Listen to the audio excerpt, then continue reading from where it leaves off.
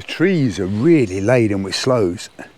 These are like a little very bitter plum, wild. It grows wild all over this area. And I've tried various ways of making them edible, and the only way that you can actually use these is to put them in gin. And sloe gin, obviously we've all heard of that. But it involves a lot of sugar and a lot of gin. But a very pleasant drink. In the plum family, if you look at the leaves, they're very similar to the leaves of a plum tree, just a smaller version. But it's quite a heavy crop this year. It'd be interesting to see if that portends a heavy winter. Still a few brambles on the trees, still in the bushes. There's still a few brambles growing up here, but they are the last of the crop. And obviously these are the ones that are a bit higher up that people haven't been able to pick during the blackberrying season. But let's have a look. This one there might just be edible. Not that pleasant. No, very hard.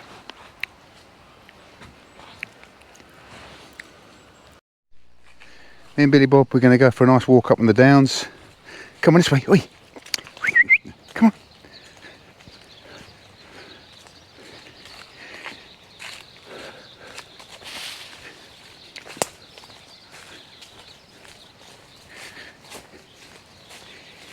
Just in the park at the moment. Too many interesting smells in here. Just got to check out his pea males. We can get onto the serious matter of walking up on the downs. It's a difference 2 days make, hey? The other day when we were up here it was cloudy, and today the sun is shining. Come here. Come here.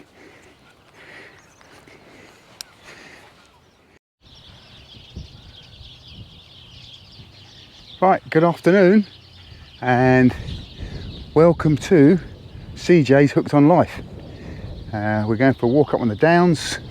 We've got a nice bit of a tab to get up there. First part of the downs from our house is ploughed fields at the moment. There was oilseed rape in here up until quite recently. You can probably see the remains of the stalks where they've been ploughed in. And I wonder what they're going to plant here. Now it'll be interesting to see, possibly winter wheat. A lot of birds taking advantage of the fact that the sod's been broken and they're getting a free feed out of it. There were great flocks of pie wagtails here a little while ago, but they seem to have disappeared. Now we've got 4 magpies I can see. Is it 4? 1, 2, 3. 3 magpies. 1 for sorrow, 2 for joy, 3 for a girl. So there's a girl feature in this magpie song for some reason. Oh no, 4. 4 for a boy. Here's number 4. Okay, excellent.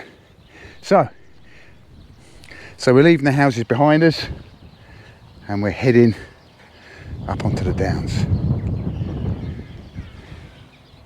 No more ado, let's teleport ourselves up onto the downs. So here we go. 1, 2, 3, bosh, pow. And here we are on the downs.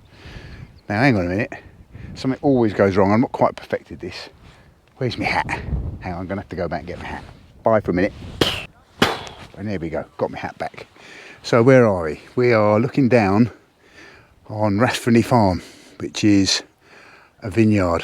Not been here many years. It is expanding, so you can see that there's a more established vineyard there, and then looking off to the left, newer plantations. They grow three variety of grape for the making of a white sparkling wine, which is very similar to champagne in character, because this area now is very like the Champagne region. So the three grapes that they grow are, let me think, Pinot Noir, Pinot Meunier and Chardonnay. So those are the 3 types of grape they're growing. And they are making sparkling wines. They've had their first few years now and it has been very good, apparently. Very good indeed. Now, I'm no expert on the flora and fauna of this area. I do like to come up here a lot, and I do research things as I find them. But what I'm going to do on this ramble is I'm going to take pictures of whatever I see, and I will research it, and if I can come up with a solution as to what it is, I'll put a note on to the video. If I got it wrong, or you know what something is and I admit that I don't know what it is, please comment and let us know what it is. Downs. A lot of trees fruiting now. So we've seen the sloes growing. These berries are on a privet, so they are not good to eat. I go as far as to say they're quite poisonous. We'll pick up some more on our way down. Also look at some of these wild flowers. So we've got a few little wild flowers growing here. So I think that's a scabius. I'll be corrected if I see it. I'm not sure what that is. We'll look it up. I'll put the name on top of the post. And lots of little stuff growing down amongst the grass. Downland is just a mass of different wildflowers. So when they plough it up, they lose that diversity, and it takes a long time to regain it. Long time indeed. But it does recover. It does recover. Again, I did know the name of that. We've got them growing on our front lawn. I will look it up and I will come up with an answer.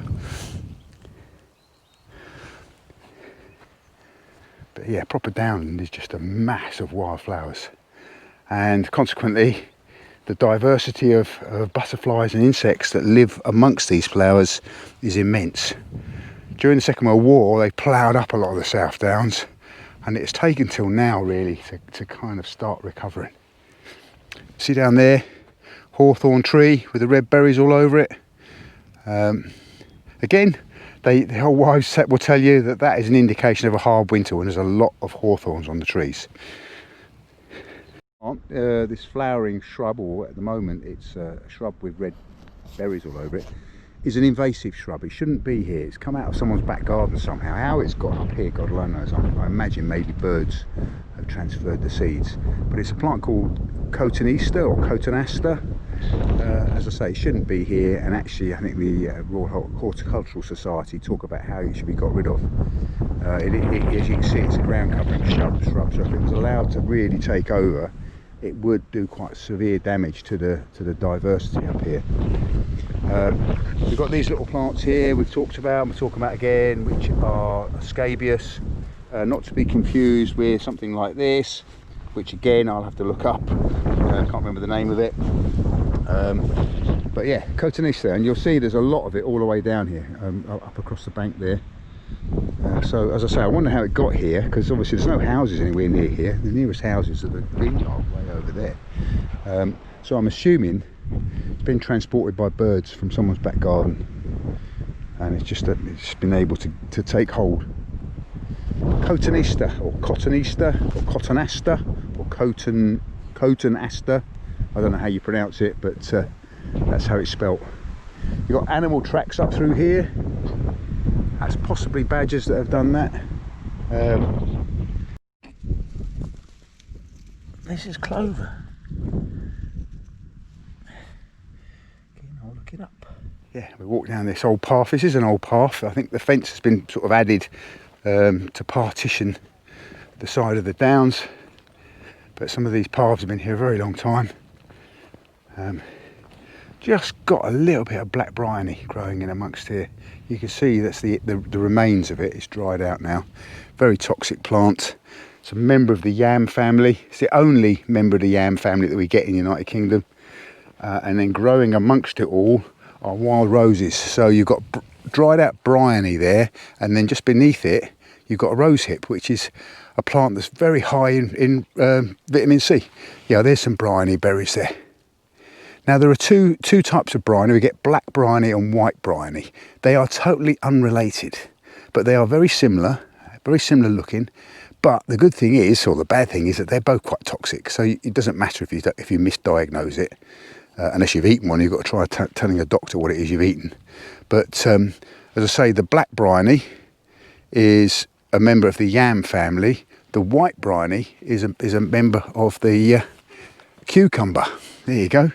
And I'm not the only person walking the downs here. Two nice little dogs here. Come on. We've got a roadblock. Yeah, come on. Oh, sorry. Whoops, move. About dogs, but every so often they seem to revert back to the wild. And Billy Bob has obviously found himself a nice tasty pile of fox poo and rolled in it. Now, why do they do that? I can understand, you know, lions rolling in buffalo dung or elephant dung to mask their scent so that their prey doesn't pick up the scent of a lion, it picks up the scent of a buffalo. But why would you want to roll in another predator's dung so that you smell like another predator? Doesn't make sense, does it? Anybody know why they do that? Maybe it's cosmetic. Maybe they like to smell like they're wild. It's a bit like wearing Lynx Africa, but he's he's on the golf links fox at the moment. Walking down this slope, it's not that steep, but I do find walking down slopes a bit hard on the knees nowadays. Must be getting old. It's an interesting plant, don't know what that is. Looks like a miniature rose. It's got a black hip. Yeah, it's very spiky. It's like a miniature dog rose, isn't it?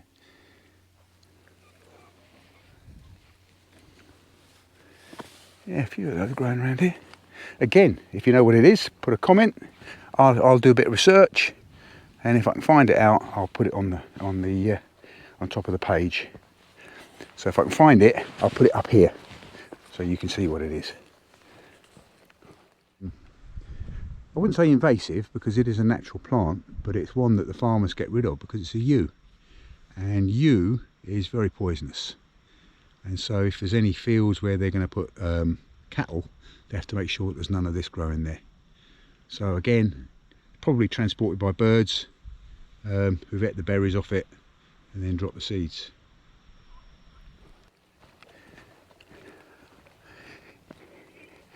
This is a rose, and there's some sort of gall wasp, I think, that causes this to happen.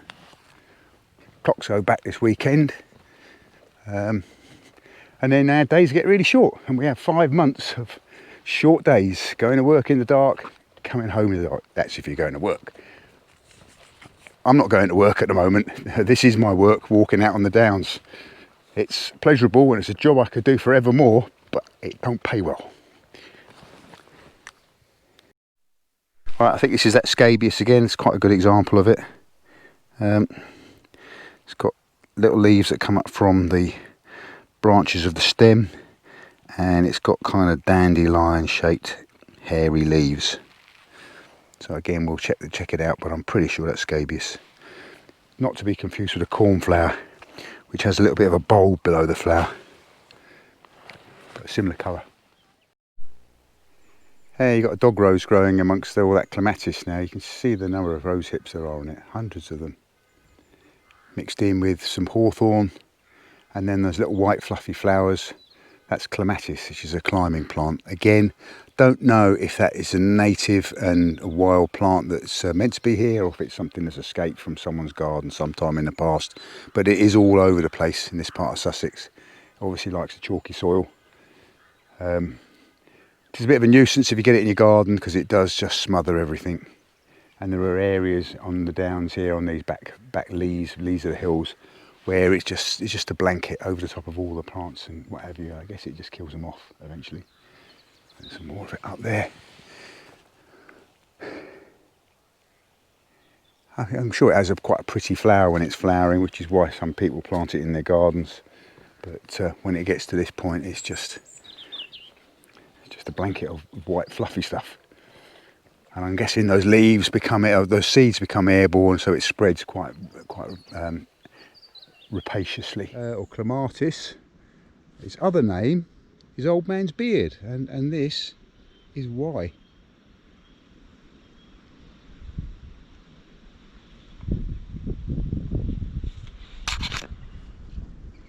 Oh, woodpecker.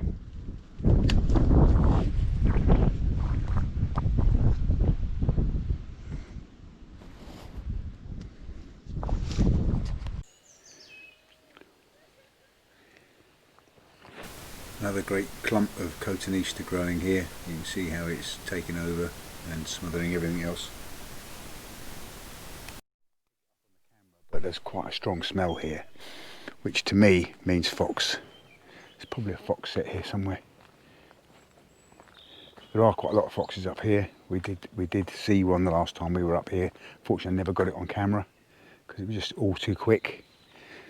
But yeah, Billy Bob was nosing around in the edge of the woods, and a pheasant came out right under his nose, but it was being pursued by a fox. So either Billy Bob had spoilt the fox's hunt, or it was just that it happened to be in the right place at the right time. But it all happened so quick. It would have been great to have got it on film, but I didn't. Got another type of rose growing up here. Again, don't know if it's a wild dog rose. It seems a bit bizarre that we've got this one flowering rose up here. It's possible these have escaped from something. Yeah, as I say, I love going up on these peaceful tracks. All you can hear is the wind in the trees. And, you know, it makes me want to talk quietly. I come up here, I feel pleasurable to be here. But up in the distance, I can hear people shouting. Why do you come in the countryside and shout? Don't get it.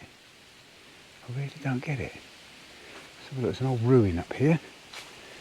Don't know what this was. Whether it was something to do with the farm, shepherd's cottage or something like that, because these would have been sheep fields up here at one time. You know, a long time ago, wool was a premium. In fact, there was a big trade in this part of the world, smuggling wool. Alfriston was famous for it. So there's the foundations of a building here, but then of course it could be Second World War. You know, there was a lot of stuff up here from the Second World War.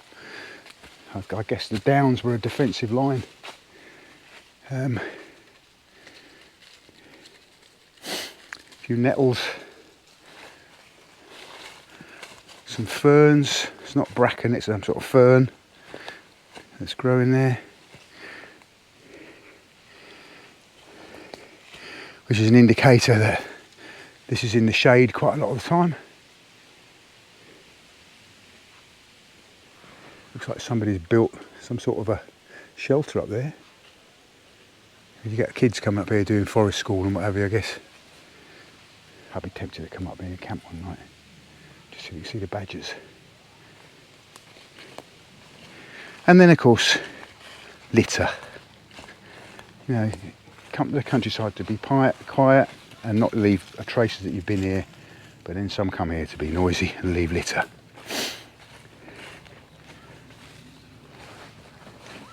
I think it's the source of woodpecker. It's the source of the noise coming, I think. Sounds like a school party. Billy Bob. You're going to have a bath when you get home. You're not going to like it.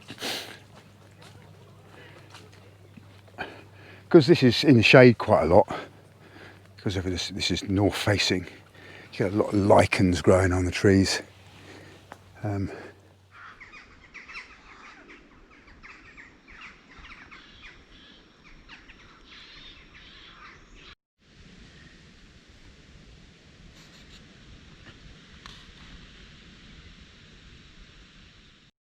so there we go. Deadly nightshade. See the blackberry, looks like a little black tomato. Apparently, and I'm not going to test this, it's actually quite sweet to taste, which is another cruel factor about it, is that someone might eat it and think, oh, that's actually quite nice. But yeah, it would be an unpleasant circumstance. Yeah, there's a few here. They're dried up, most of them. See the berries are dried up there. But that one is quite ripe looking. Look at it, get out, there we go. Yeah, so belladonna. Yeah, there's a few unripe ones there as well, so sort of different stages of its development. So some that are actually dried up, some that are ripe, and some that are still in the green stage. Remember not to lick my fingers now I've touched this. You can see the shapes of the leaves. Goes like most of these plants, almost like a vine.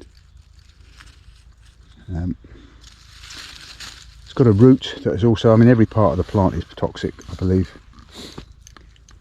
See if we can find a better version of it. See, it's actually sprouting out of this bush.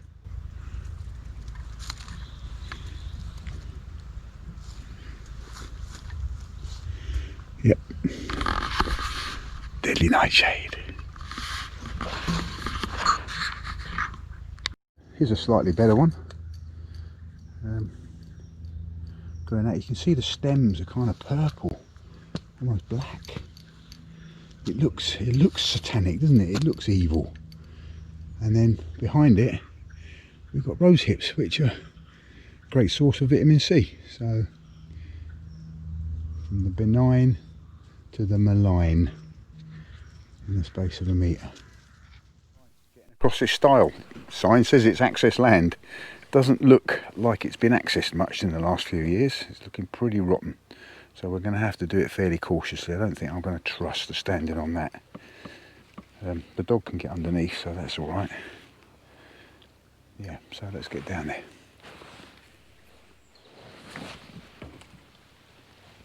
Making sure I'm not stepping on the middle part of the board, stepping on the ends where the supports are.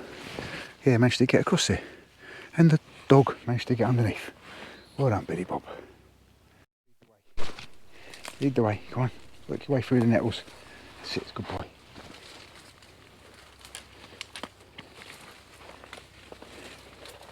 Like a little moss forest, isn't it? Oh look, great big sward of mushrooms, similar to the ones that we saw before, but obviously in much more of a clump.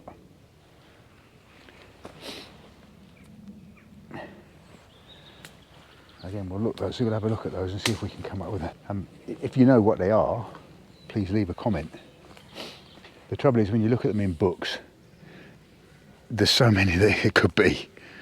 And you know, you go through the book, it says not edible, not edible, not edible, and then it say edible, and you go, I don't know if I'm sure that is what you say it is.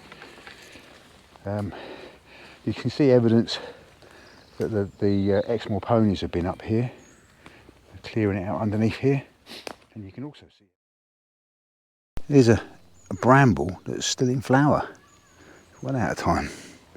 You know, the rest of the brambles are all finished, and this one's just starting. So a bit confused, I think.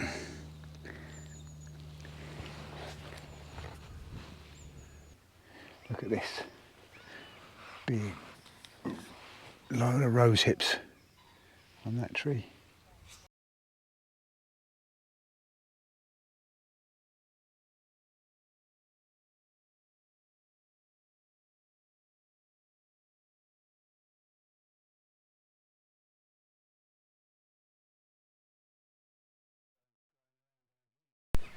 This again is quite toxic to horses and cattle, and there's a particular caterpillar of a particular moth that eats it. Yeah, it's the caterpillar from the cinebar moth, and you can recognise them because they're black and yellow striped, which is normally in nature's way of warning that they're not good to eat, because obviously they eat the toxins from the ragwort, and it makes the caterpillar themselves unpalatable to birds. Apart from cuckoos.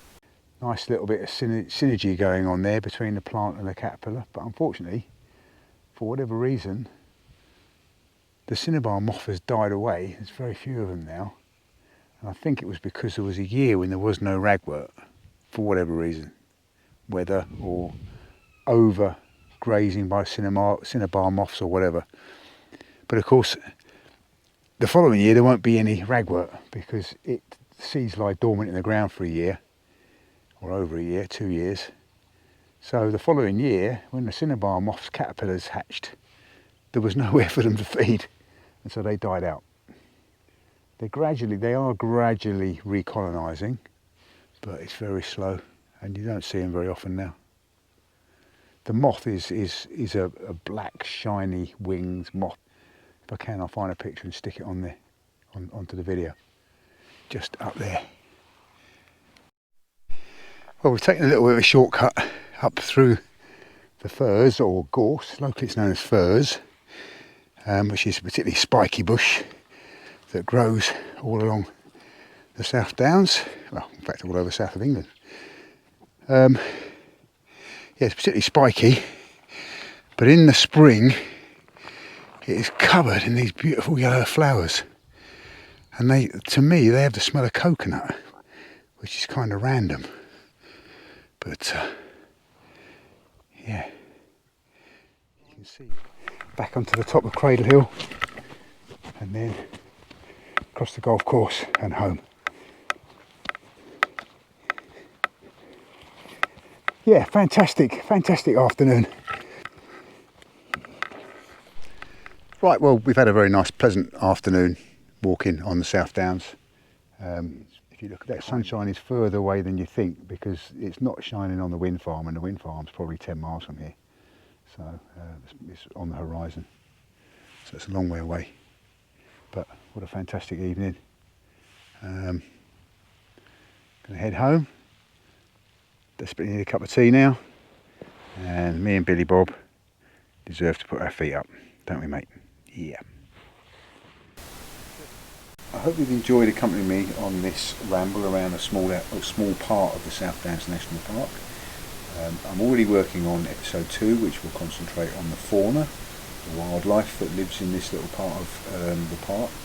And if you want to see that and you want to see more videos, please subscribe to the channel, press the like button, leave a comment, and click on the notifications bell so that you're advised when a new video is posted. Thanks very much, and see you again.